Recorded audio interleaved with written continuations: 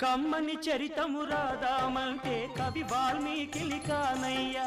కమ్మని చరితము రాదామంటే కవి వాల్మీకి కానయ్యా గానముతో కొలవాలంటే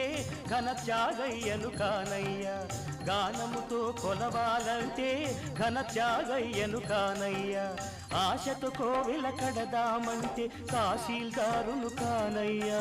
ఆశతో కోవెల కడదామంటే తహసీల్దారును కానయ్యా ఆఖరికి మనసిద్దామంటే అది ఏనాడో నీదయ్యా ఏమయ్యా ఏమయ్యా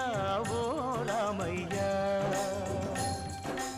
ఎలా సేవించాలయ్యా నిన్ను ఏమని కీర్తించాలయ్యా ఏమయ్యా